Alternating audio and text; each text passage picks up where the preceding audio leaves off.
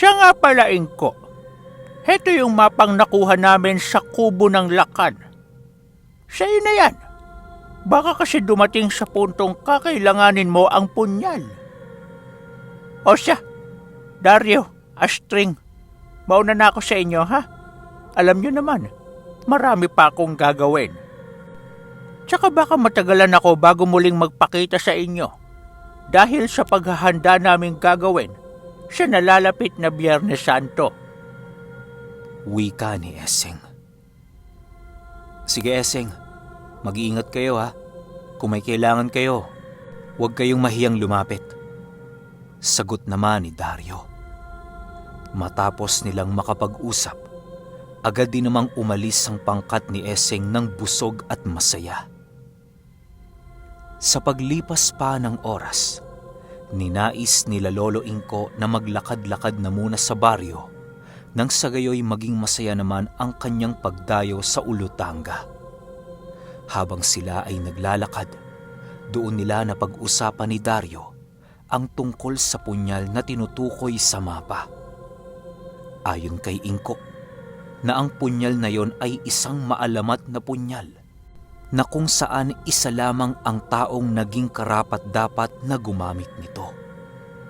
Alam niya rin ang kinaroroonan nito, kung kaya't hindi na niya kinakailangan ang mapa. Ayon sa kanya, na ang kasalukuyang nagmamay-ari ng punyal na yon ay ang reyna ng isang kaharian sa mundo ng mga engkanto. Hindi basta-basta ang reyna ng kaharian sa kadahilanang meron itong malakas na hari na handang mamatay kung ito ay kanyang nais.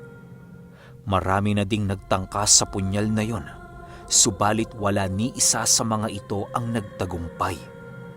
Lahat ng sumubok ay hindi na nakabalik at tuluyan ang nalimot sa paglipas ng panahon. Dagdag pa ni Lolo Inko na hindi pisikal ang anyo ng punyal na yon, kung kaya't kinakailangan pa itong pandayin ng mga panday ng reyna. Sa tamang panahon at tamang tao, muling mabubuhay ang punyal na gagabay sa mundo. Matapos nitong makapagkwento, ay halos hindi magawang makasagot ni Dario. Sa pagrinig pa lamang niya ng kwentong yon, ay hindi niya naiwasang naisin na makamit ang ganoong uri ng armas. Alam mo Dario, bibihira ang taong makakakuha ng ganoong uri ng sandata. Sigurado akong ang sino mang tatangan sa ganoong uri ng armas ay isang nilalang na kinalugda ng ama. Maaaring ang nilalang na yun ay hindi pa isinisilang sa mundong ibabaw. Wika ni Lolo Inko. Ay, sadyang napakahiwaga talaga ng mundo, no? Sana, sa mga sandaling pananatili natin sa mundong ito, magawa pa nating maabutan ng taong mangangalaga sa punyal. Sigurado akong magiging dakila din ito, kagaya mo, Inko. Sagot naman ni Dario. Matapos nilang makapag-usap, ay halos hindi na nila namalayan ang bilis ng oras. Ilang minuto pa ang lumipas, pinili na nilang bumalik sa kanilang tahanan upang mapaghandaan ang nalalabing pag-alis ng binatang antingero. Fast forward tayo, medyo mahaba. Sa paglipas ng napakaraming taon, tuluyan na ngang tumanda sila Dario at Lola Astring. Patay na noon ang ama ni Lola Astring, na siyang kahuli-hulihang asog na babaylan sa kanilang angkan. Ang mga anak naman noon ng mag-asawa, kasalukuyang nagbibinata na at marami nang alam pagdating sa lihim na karunungan. Kahit si Pilo Carpio noon ay hindi pa ganap na gabunan, natutunan na niyang malaman ang mga itinatagong kakayahan ng mga aswang. Nagagawa na rin niya noong makipagbuno sa iba't ibang lahi ng aswang kapag ito ay nagagawi sa kanilang baryo. Habang abala si Pilo Carpio sa pagtatahak ng daan upang maging isang dalubhasang gabunan, ay abalang-abala naman si Pio Carpio sa paghahalili sa kanyang mga magulang. Siya ang nanggagamot noon kapag may iniindang karamdaman itong si Lola Astring. Halos uugod-ugod na din kasi ito dahil sa sobrang katandaan. Isang hapon, habang nagsusunog ng balat ng nyog itong si Pio Carpio, biglang dumating ang kanyang kapatid na kasama ang kanyang barkada. "Piyong, diyan ba si Itay? Papakilala ko sana itong mga bago kong kaibigan eh." Wika ni Pio Carpio. Nang marinig ito ng kanyang kapatid, agad din naman itong itinuro ang kinaroroonan ng kanilang ama. Sa pagpasok ni Pio Carpio sa loob ng kanilang pamamahay, ay biglang nagulat itong si Pio Carpio nang masipat niyang hindi makapasok ang 3 lalaking kaibigan nito. Magmula noong nasilayan niya ang kaganapang yon, doon niya napagtanto na maaaring aswang din ang barkada ng kanyang kapatid. Ilang minuto pa ang lumipas, lumabas na si Pio Carpio at ang kanyang ama upang kausapin ang kanyang mga kaibigan. Naging maayos naman ang pagtrato dito ni Dario na siyang labis na ikinasaya ni Pio Carpio. Sa pagsapit ng gabi noong mismong araw, habang kumakain silang apat, bigla namang nabaling ang paksa ng kanilang pinag-uusapan sa kanyang mga kaibigan. Pio Carpio, iwasan mo yung mga kaibigan mo ha. Hindi maganda ang kutob ko dyan. Sigurado kong hindi yan mga aswang at masasabi kong sila ay nagbabalat kayo lamang. Kung hindi ako nagkakamali, mga dalakitno ng mga barkada mong kinikilala. Wika ni Dario. "Tay, hindi ho yun mga aswang o dalakitno na sinasabi ninyo. Mga tao ho yun. Ordinaryong tao na naninirahan sa ating baryo. Ang nais ko lang naman ho kasi ay maging isang ordinaryo habang hindi mo pa napapasa sa akin ang bertud na pangangalagaan ko." Sagot naman ni Pio Carpio. Basta anak, huwag nang maraming pagpapaliwanag. Tandaan mo, walang mga magulang ang magpapahamak sa kanilang anak. Kaya ka namin sinusuway para malayo ka sa tiyak na kapahamakan. Sagot naman ni Dario. Nang mapansin ni Pio Carpio na medyo naiirita na ang kanyang ama sa kanya, ninais na lamang niyang tumahimik nang sa gayoy maiwasan ang hindi pagkakaunawaan na maaaring maging mitya ng gulo sa kanilang tahanan. Dario, hayaan mo na lang muna si Piloy. Alam na niya ang kanyang ginagawa. Tsaka narito pa naman tayo na handang umalalay sa kanila sa oras ng kanilang kagipitan. Wika naman ni Lola Astring.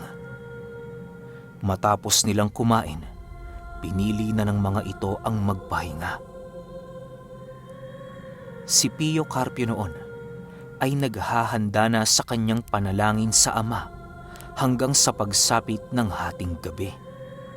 Nakagawian na niyang tradisyon ng pananalangin tuwing gabi na siyang ipinamulat sa kanya ni Lola Astring.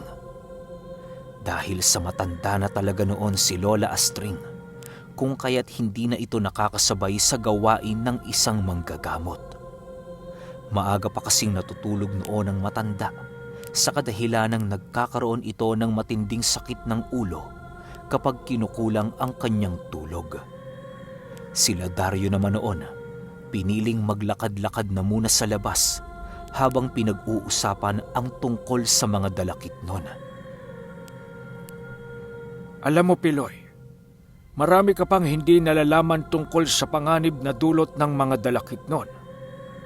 Labis-labis ako nag-aalala sa iyong kinabukasan dahil baka maging pasanin mo ang digmaang aming iiwan.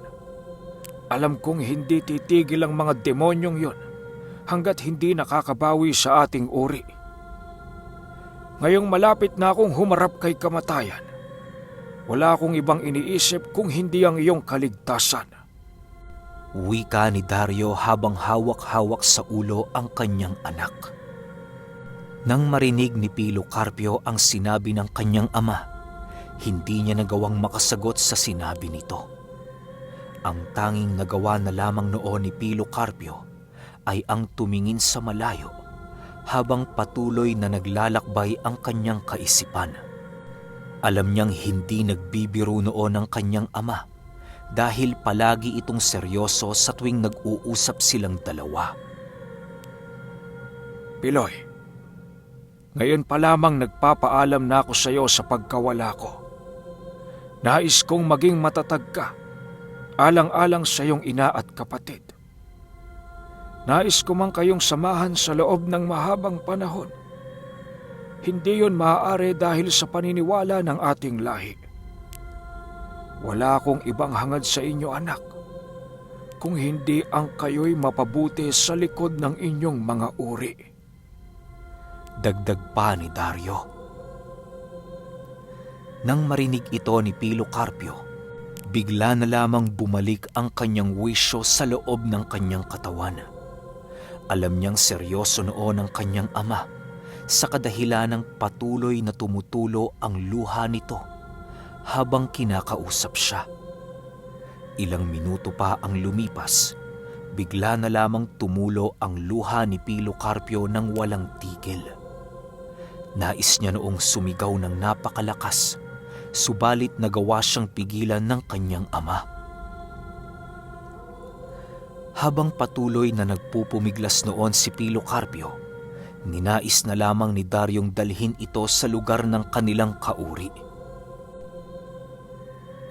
Nang makarating na sila sa tahanan ng mga gabunang aswang, agad din namang nagpulong ang mga ito tungkol sa mensaheng nais iparating ni Dario. Halos karamihan ng mga gabunang naroon sa pulong ay pawang matatanda na meron ng mga pamilya. Mga kapatid, ako'y naririto ngayong gabi upang ipagbigay alam sa inyo ang nalalapit na pamumuno ng aking anak na si Pilocarpio. Kagaya ng ating tradisyon, isasalin ko ang aking bertud sa nag-iisa kong anak kapag naabot ko na ang tamang panahon sa pagwawakas ng aking buhay. Masakit mang sabihin, subalit ang panahon na yan ay malapit na.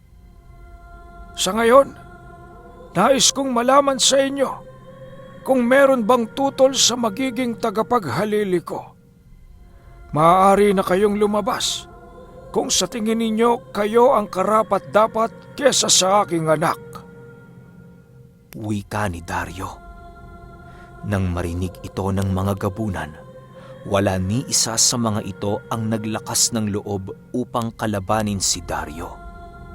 Alam nilang si Dario ang magiging kaharap nila sa duelo sa kadahilan ng hindi ito papayag na lumaban si Pilocarpio sa gabunang maaaring maghamon para sa trono. Nang wala siyang nakitang pagtutol sa kanyang mga kasama, ninais na lamang nitong manahimik upang makiramdam sa buong paligid. Si Pilocarpio naman noon ay tahimik lamang sa tabi ng kanyang ama habang ito ay nakatingin sa lupa. Ilang minuto pa ang lumipas, bigla na lamang nakarinig sila ng mga palakpak na nanggagaling sa kanilang mga kauri. Lahat ng kasapi noon sa kanilang lahi, animoy ipinagbunyi ang nalalapit na pamumuno ni Pilocarpio. Nang marinig niya ang palakpak na yon, doon na tuluyang nawala ang kanyang kaba sa dibdib. Hindi rin napigilan ni Dario ang mapangiti dahil sa wala siyang nakitang pagtutol sa mga ito. Matapos ang mga kaganapan, pinili na nilang dalawa ang umuwi upang makapagpahinga. Kahit bibihira na si Dario tumungo sa lugar ng kanyang mga gabunan, labis naman siyang naiintindihan ng mga ito. Alam kasi nilang inuubos ni Dario ang kanyang oras para makapiling ang kanyang pamilya sa loob ng maiksing panahon. Nang makarating na sila sa kanilang tahanan, Nadatna nilang nakatayo pa lamang si Pio Carpio sa altar na kanyang pinagdadasalan. Nang makita ni Pio Carpio ang kanyang kapatid at ama, nagwika naman ito ng, "Magandang umaga ho, Tay. Kakauwi niyo lang?" Oo anak, tapos na ba ang pagro-rosaryo mo? Tanong naman dito ni Dario. "Oho, Tay. Kakatapos ko lang ho." Sagot naman ito. Matapos nilang makapag-usap, agad din namang pumasok si Pio Carpio sa loob ng kanyang silid. Pilit niya kasi noong iniiwasan ng kanyang ama sa kadahilan ng labis din siyang nasasaktan. Kapag naiisip niya ang nalalabing linggo nitong pananatili sa kanilang tahanan. Kahit hindi gaanong malapit si Pio Carpio kay Dario, hindi rin ito maiwasan ang masaktan kapag naiisip niyang mawawala na ang kanyang ama. Hindi rin maipagkakaila ni Pio Carpio na marami ring mabubuting bagay ang naituro sa kanya nito noong mga panahong siya ay nag-uumpisa pa lamang magtuklas ng karunungan sa mundo. Kinaumagahan, habang abala sila Dario sa gawaing bahay, biglang lumapit sa kanila si Lola Astring. Nagkataong walang bumisitang pasyente sa kanila noon, kaya nagkaroon ito ng oras upang makausap ang kanyang panganay at asawa. Astring, anong ginagawa mo rito? Wala bang bumisitang pasyente mo ngayong araw? Tanong dito ni Dario. Dario, alam mo naman kung bakit ako naparito, di ba? Kanina ko pa kayong pinagmamasdan ni Piloy na masaya. Subalit ramdam ko ang pighati ng iyong puso. Huwag kang magtago dyan sa mga peke mong ngiti. Kilala kita, Dario. Ayaw na ayaw mong makita kaming nahihirapan. Kaya ikaw ay lugmok na. Mangiyak-ngiyak na wika ni Lola Astring. Nang marinig ito ni Dario, halos hindi niya nagawang sumagot sa sinabi nito. Kahit anong gawin niya kasi noong mga oras na yon, hinding-hindi maipagkakaila ang isang linggong natitirang palugid para sa kanyang buhay. Ilang minuto pa ang lumipas, bigla itong lumapit sa kanyang asawa at bigla niya itong niyakap. Astring, pakiusap. Pag mong ipakita ang napakalungkot mong mukha sa ating mga anak. Ayos lang yan, mahal. Katawang lupa ako lamang naman ang mamamatay. Ngunit ang puso't kaluluwa ko ay patuloy nagagabay at mananatili sa inyo. Umiiyak na wika ni Dario. Sa puntong nagsalita na noon si Dario, ay hindi na rin napigilan ng kanyang mga anak ang mapaiyak. Maging si Pio Carpio noon ay hindi na mapigilang mapayakap sa kanyang ama dahil sa labis na kalungkutan nitong nadarama. Ilang minuto pa ang lumipas, pinili nilang magpamilya ang pumasok sa kanilang tahanan nang sa gayoy kanilang mapag-usapan ang problema nilang kinakaharap. Habang nakaupo sila, tanging katahimikan lamang ang bumalot sa buong paligid. Kahit na sino sa kanila noon, walang naglakas na bumasag ng katahimikang yon. Nang hindi na maatim ni Dario ang pagtulo ng luha ni Lola Astring, pinili na niyang magsalita ukol sa kinakaharap nilang problema. Tahan na, Astring. Huwag ka nang umiyak. Isipin mo ang mga mabubuting panahon nating iginugol sa pagpundar ng ating pamilya. Kahit mahirap ang nakagisna nating buhay, alam ko namang naging mayaman tayo sa espiritual. Astring, sa pagkawala ko, sana'y hindi ka maging malupit kay Pio Carpio. Pakatatandaan mo na kahit aswang si Piloy, ay nanggaling pa rin siya sa iyong sinapupunan. Wika ni Dario. Nang marinig ito ng mag-ina, tanging pag-iyak na lamang ang naririnig noon ni Dario. Si Pilocarpio naman noon ay halos mamatay-matay na sa kakaiyak dahil sa labis na kalungkutan nitong nadarama. Sa paglipas ng oras, walang naging maayos na usapan ang magpamilya. Panay lamang ang pagtitig nito sa bawat isa na para bang wala silang kakayahang makapagsalita. Makalipas ang araw na yon, doon na unti-unting naging malungkot ang buong pamilya ni Dario. Sa loob ng 1 linggo, tanging kalungkutan na lamang ang kanyang nararamdaman sa kanilang tahanan. Ni hindi na noon nagagawang kumain nila Pilocarpio dahil sa pagkawala ng gana. Si Lola Astring naman noon ay parating tulala habang nakatingin sa napakagandang tanawin sa kanilang paligid. Isang araw bago sumapit ang nakatakdang pagkawala ni Dario, pinili ng kanyang pamilya ang magkaroon ng isang masayang salo-salo sa huling pagkakataon. Lahat ng kanilang mga inaalagaang hayop noon ay kanilang pinatay upang maipagdiwang ng masagana ang salo-salo. Silang 4 lamang ang kumain ng kanilang mga niluto at wala din silang inimbita na kanilang mga kakilala. Maging sila Esing noon ay nirespeto ang salo-salong yon sa kadahilanang masyado itong sagrado para sa angkan ng mga gabunan.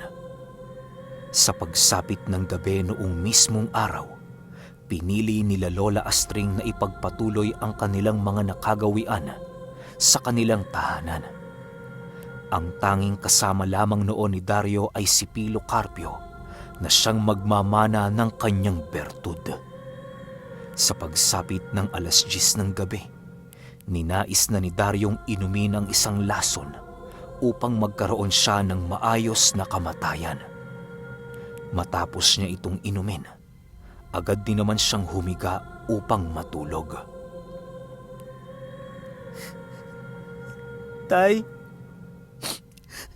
sa tingin mo ba, magiging kasing dakila mo rin ako?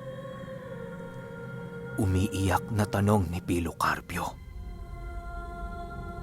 Huwag mong naising maging kagaya ko, anak. Bagkus ay higitan mo ko sa lahat ng aking naabot sa mundong ito. Marami kang magagawa, Piloy, na hindi ko na kayang gawin. Tanging tadhana na lamang ang makakapagsabi niyan sa kung ano ang iyong mararating. Pakatatandaan mo, Piloy, na kahit anong kapangyarihan ang maabot mo sa mundong ito, ay palagi mo sanang papanigan ng mabubuting tao. Kahit demonyo ka sa paningin ng iba, naisin mo pa ring magkaroon ng isang pusong may malasakit sa iyong kapwa. Nanghihinang sagot ni Dario. Nang marinig ito ni Pilocarpio, hindi na niya nagawa pang sumagot sa sinabi ng kanyang ama. Sa pagsapit ng 11:00 ng gabi, matindi na ang paghahanda ni Pilocarpio sa pag-ahon ng bertud na manggagaling sa bibig ng kanyang ama. Naghawak kamay silang mag-ama noon upang kahit papaano'y maramdaman nila ang bawat isa. Bago pa man sumapit ang 12:00 ng gabi, nararamdaman na ni Pilocarpio ang mga malalalim na paghinga ng kanyang ama. Halos hindi na niya noon maiwasang mag-alala sa kung ano ang kanyang nararapat gawin upang ito ay mailigtas. Kahit alam ni Pilocarpio na tanggap na ng kanyang ama ang kamatayan nito, ay pinilit niya pa rin itong lapatan ng tulong. Piloy, tama na. Huwag ka nang gumawa ng kahit na ano. Sapat na sa akin ang mahigpit mong yakap. Hinang-hinang wika ni Dario. Matapos itong marinig ni Pilocarpio, bigla naman siyang tumigil sa kanyang pinaggagawa. Wala na siyang naisip na gawin noon kung hindi ang sundin ang nais ng kanyang ama. Sa pagyakap niya sa nanghihinang katawan ni Dario, doon naramdaman ni Pilocarpio ang paghina ng tibok ng puso nito. Pilit siya noong nag-iisip ng paraan, subalit wala talaga siyang magagawa upang agapan ang kamatayan ng kanyang ama. Sa pagsapit ng 12:00 ng gabi, sa hindi inaasahang pagkakataon, biglang iniluwa ni Dario ang kanyang bertud na siya rin namang agad na nilunok ni Pilocarpio. Matapos niya itong gawin, tanging pag-iyak na lamang ang kanyang nagawa habang patuloy na hinihigpitan ang kanyang yakap sa namaalam niyang ama. Ilang minuto pa ang lumipas, bigla na ding pumasok noon sila Lola Astring sa silid nila Dario. Bakas na bakas sa mga pagmumukha nito ang labis-labis na pagkalungkot dahil sa pagkamatay ni Dario. Nang masipat ni Pilocarpio na papalapit na sa bangkay ng kanyang ama ang kanyang ina, ay wala na itong nagawa kung hindi ang umiyak habang pinagmamasdan ang mga nangyayari. 1 oras pa ang lumipas, ninais na lamang noon nila Lola Astring na ilagay sa isang tela ang buong katawan ni Dario. Hindi na din nagawang tumulong noon ni Pilocarpio sa kadahilan ng tinawag nito ang mga kaibigan ng kanyang mga magulang. Nang dumating na ang pangkat ni Essing, agad din naman nilang inalaya ng panalangin ang bangkay ni Dario. Sa pagsapit ng umaga, laking gulat na lamang noon nila Lola Astring nang masipat nila ang lahat ng kauri ni Dario na papalapit sa kanilang tahanan. Wala na silang nagawa noon kung hindi ang papasukin ito ng walang ano paman. Sila Essing naman noon, ninais na pandayin na muna ang kabaong ni Dario upang magkaroon ito ng isang maayos na hihimlayan kahit papano. Ginang Babaylan, naway kami po ay inyong pahintulutan sa aming pakikiramay. Kahit ho kami ay nahihirapan sa mga pangontrang nakapaligid sa inyong pamamahay. Nagpumilit ho kaming dumalo, alang-alang sa aming namaalam na pinuno. Wika ng gabunang pinagkakatiwalaan ni Dario. Nang marinig ito ni Lola Astring, ngumiti lang naman ito at itinuro ang kinaroroonan ng bangkay ni Dario. Magmula noong namatay ang kanyang asawa, ay halos tuluyan na itong naging isang pipe dahil sa pagkawala ng kakayahan nitong makapagsalita. Alam nila Pilocarpio na nakakapagsalita pa ito, subalit hindi nila alam ang rason sa likod ng pananahimik ng kanilang ina. Maaaring labis lang itong nasaktan sa pagkawala ng kanyang asawa, kung kaya't pinili nitong huwag nang magsalita kahit kanino. Maging sa dalawa niyang anak, hindi na nito nagawa pang magsalita na siyang labis naman nilang ikinalungkot.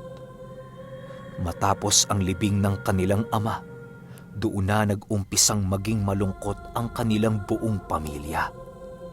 Si Lola Astring kasi, tuluyan ang naging tulala at hindi na makapagsalita. Makalipas lamang ang ilang buwang nawala si Dario, sa hindi inaasahang pagkakataon, nagkaroon na din ng karamdaman si Lola Astring dahil sa pagpapabaya nito sa kanyang sarili. Pilit man itong tulungan nila Pilocarpio, ngunit wala itong ibang ginagawa kung hindi ang tumanggi. Lahat ng kanilang ibinibigay na gamot sa kanilang ina ay patuloy nitong itinatapon at ipinagsasawalang bahala, hanggang sa dumating ang punto na hindi na nakayanan ng sistema ni Lola Astring ang kanyang iniindang karamdaman. Namatay din ito ng payapa, kagaya ng kanyang asawa. Sa pagkawala ng bantog na manggagamot sa kanilang lugar, maraming nagkalat na haka-haka tungkol sa naging kamatayan nito. Subalit iisa lamang ang pinanghawakan nila Pio Carpio. At yun ay namatay ang kanilang ina dahil sa labis nitong pagmamahal sa kanyang asawa. Mariin din niyang pinabulaanan na nagapi umano ang kanyang ina ng isang engkanto, kaya ito nagkaroon ng isang malubhang sakit na hindi niya kayang mabigyan ng lunas. Matapos ang mga malulungkot na kaganapan ng kanilang pamilya, pinili pa rin nilang magsama sa iisang bubong upang maipagpatuloy ang nasimula ng kanilang mga magulang. Ngunit ilang taon lamang noon ang lumipas, napagpasyahan na ni Pilo Carpio na bumukod sa kanyang kapatid. Marami na kasi siya noong inaasikasong gawain sa kanilang lahi at iba pang nakikisaling angkan. Nang magkawatak-watak na noon ang kanilang pamilya, ninais na rin noon ni Pio Carpio na mamuhay bilang isang ermitanyo. Yun na lamang ang naisipan niyang gawin upang ang lahat ng kanyang gagawin ay alinsunod pa rin sa nais ng batang manggagamot na taga Iloilo. Sa paglalakbay noon ni Pio Carpio, unti-unti na niyang natatanggap ang pagkawala ng kanyang mga magulang. Kahit medyo malayo na siya noon sa Olotanga, hindi niya pa rin inalis ang kanyang komunikasyon sa kanyang kapatid.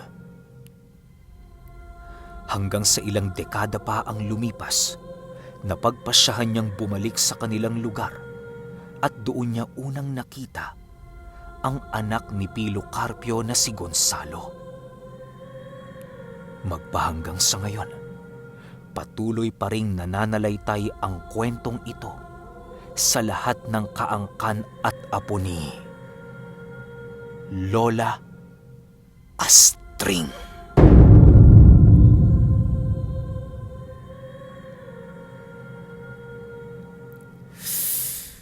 Ay, okay.